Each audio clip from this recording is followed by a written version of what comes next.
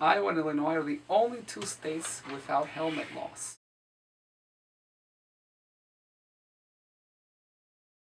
And helmets reduce mortality by 40%, so it's about half of the patients that died could have survived wearing helmets.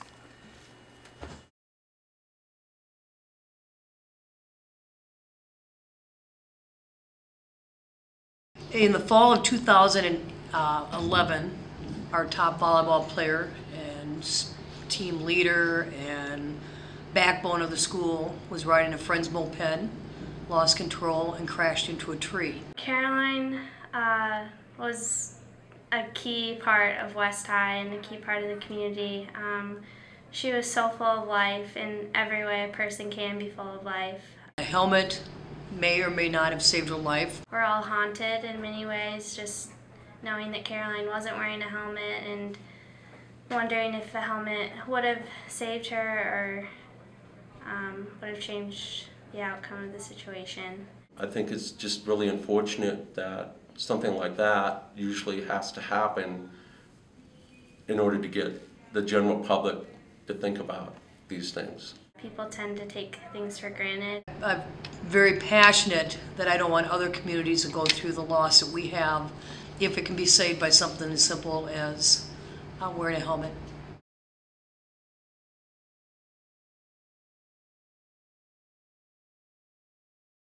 Caroline's former classmates have taken it to the legislature the last few years, and I've assisted them in trying to get enough signatures from around the state through the volleyball community.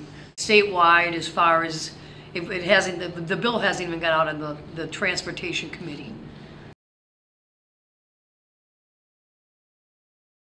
There's a huge lobbyist group called ABATE, and their worries is if they pass a law for minors, that it will also trickle down eventually to adults.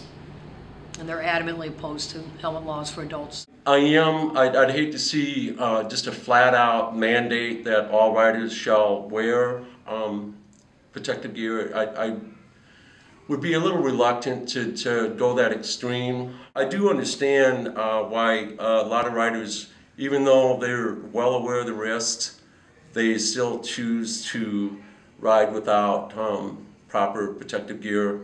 I understand why they do that. We can't legislate personal freedom and choice.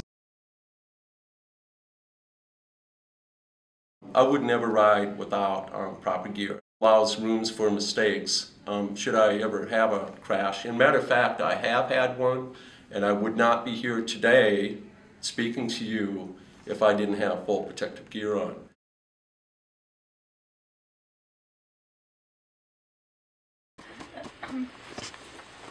So one type of injuries is what's called an epidural hematoma, which means that you have a fracture of your skull.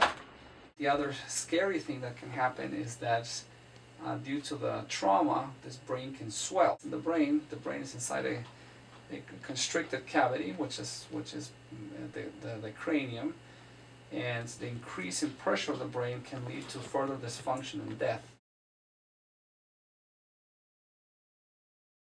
So surviving a brain injury, that's what we call a traumatic brain injury. The functions of the brain define who we are, and the consequence of a traumatic brain injury can affect all aspects of our life. Brain injuries do not heal. Recovery is a functional recovery based on mechanisms that we don't understand, and this is after extensive rehabilitation, usually months to years. In states with universal helmet laws, only 12% of motorcyclists were found not wearing their helmets. Whereas in states without helmet laws, 79% of motorcycle riders were not wearing helmets. So the laws do make a big difference in helmet wear. I think every teenager under the age of 18 should have to wear a helmet. Wisconsin and Minnesota have what's called the partial helmet laws that apply only for riders 17 and younger. I do think that there should be strong laws that definitely would encourage and steer in that direction to advocate and have use of protective gear. And no helmet is not a good deal. So no helmet, no bueno. Please remember those words. I think everyone should wear a helmet. I don't think there's any reason not to. We're going to keep pushing this. I'm not going to let this die. This Caroline was too important to us, and it's a worthwhile cause.